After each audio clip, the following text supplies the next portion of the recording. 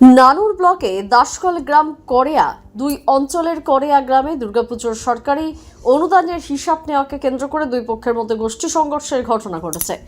সংঘর্ষে উভয় পক্ষের মোট 10 জন আহত হন। আহতদের নানুর ব্লক প্রাথমিক স্বাস্থ্য কেন্দ্রে ভর্তি করা হয়। পরে তাদের মধ্যে 3 জনের অবস্থা আশঙ্কাজনক হওয়ায় বোলপুর মহকুমা হসপিটালে স্থানান্তরিত করা হয়েছে। এই ঘটনায় এক পক্ষের দাবি তারা অনুব্রত মণ্ডলের অনুগামী হওয়ায় কাজল শেখের অনুগামীরা তাদের মারধর করেছে। ভাদ্র মাস ধরেই চলছে টাকা করে, মানে টাকার হিসাব আর হচ্ছে না, খালি বলছে টাকা। আমাদের ঠাকুরবাড়ি কিছু টাকা আছে আর কি, দুর্গা ঠাকুর বাড়ি কিছু টাকা আছে, সেই টাকা খালি বলছে টাকার হিসাব দিতে হবে।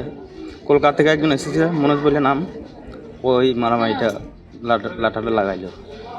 কালকে রাত 11টা সাড়ে 11টা অবধি বোম ফুটিয়েছে, ছোটো ছোটো বোম আর কি ফাটিয়েছে। কালকে রাতেই আমাদেরকে মারার প্ল্যান করেছিল, কিন্তু কালকে পারা নেই বলে আজ সকালবেলাতে। তারপরে দাদা বললো যে বেশ আমি টাকার একটু হিসাব তো অনেকবার দিয়েছি, আমি আর টাকার হিসাব দিতে পারবো না, তোরা যা কিছু করগা বলে যেই বলেছে। আর সব লাঠি ডাংলি এসে আমাদেরকে মারতে, ওই তৃণমূলের ছেলে, আমার তৃণমূলের ছেলে। আমি কেষ্ট মোড়লের দল করি, ওরা কাজল শেখের দল করে।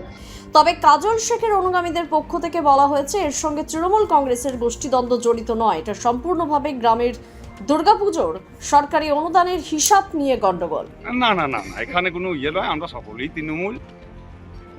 অনুব্রত ইয়ে বলে এখানে কিছু না, হ্যাঁ করে সবাই তৃণমূল।